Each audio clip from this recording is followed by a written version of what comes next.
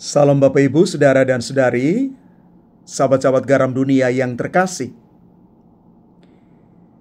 Kisah Abraham yang dilukiskan di dalam kitab Kejadian hari ini menggambarkan kepada kita sekalian panggilan dan perutusan serta perubahan nama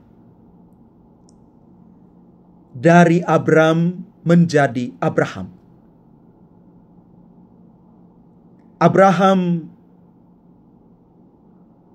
artinya bapa bagi banyak bangsa. Dia ditetapkan dan diutus menjadi bapa sejumlah besar bangsa. Karena panggilan yang dinyatakan kepadanya. Ini sebagai tanda perjanjian dari pihak Allah. Dan dari pihak Abraham sendiri, Yahweh harus menjadi Allah bagi Abraham dan keturunannya.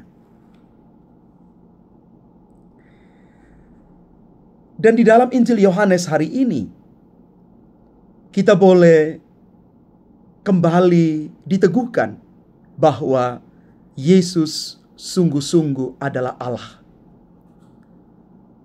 Sebelum Abraham ada, Yesus sudah ada. Dia menjanjikan hidup kekal bagi mereka yang melaksanakan firman-Nya. Bagi yang taat kepadanya, maut tidak akan menimpa mereka. Ini janji Tuhan yang luar biasa atas orang-orang pilihannya. Atas mereka yang taat melaksanakan firman-Nya. Firman-Nya yang menjadi manusia dalam diri Yesus dan tinggal di antara kita. Bapak Ibu Saudara-saudari umat Tuhan yang terkasih. Dari bacaan pertama dan bacaan Injil,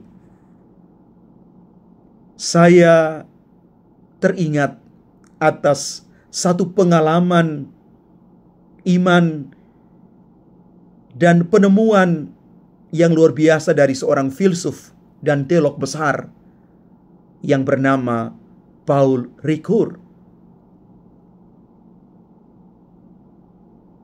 Ketika dia menjelaskan pengalaman panggilan dari Abraham, perutusan dan juga perubahan nama dari Abram kepada Abraham.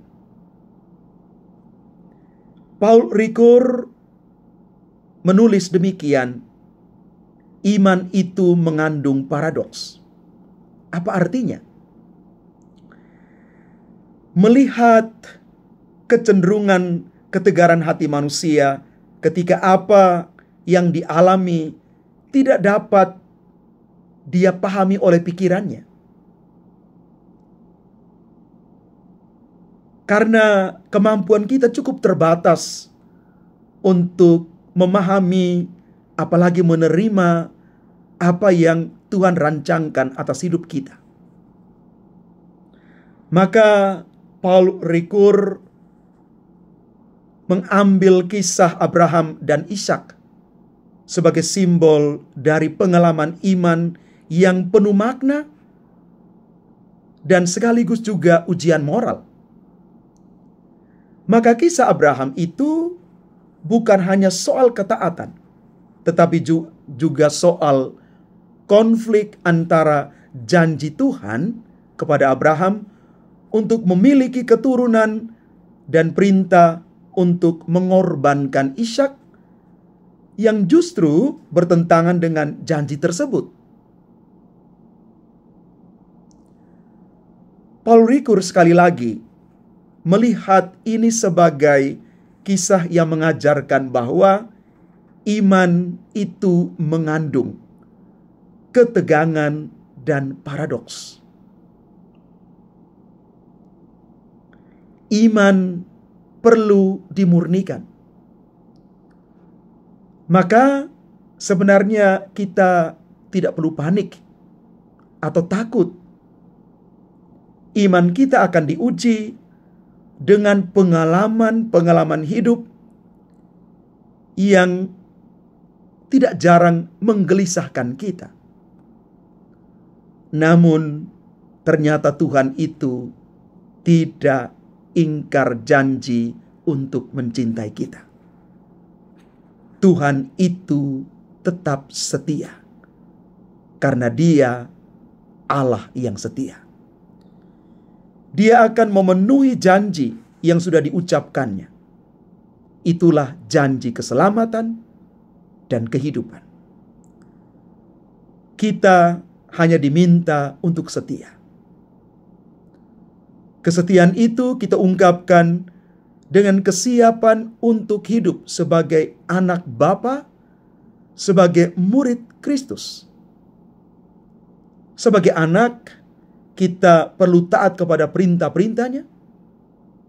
Dan sebagai murid Yesus, kita siap melaksanakan firman-Nya.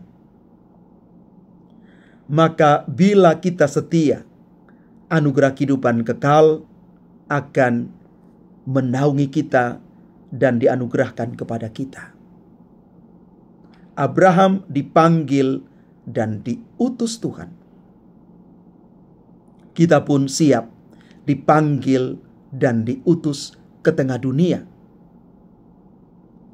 Kita siap bahwa kadang-kadang iman kita akan Allah ditantang. Semoga kita tidak goyah, karena kita yakin Tuhan tidak pernah ingkar janji untuk terus mencintai kita. Tuhan memberkati kita sekalian.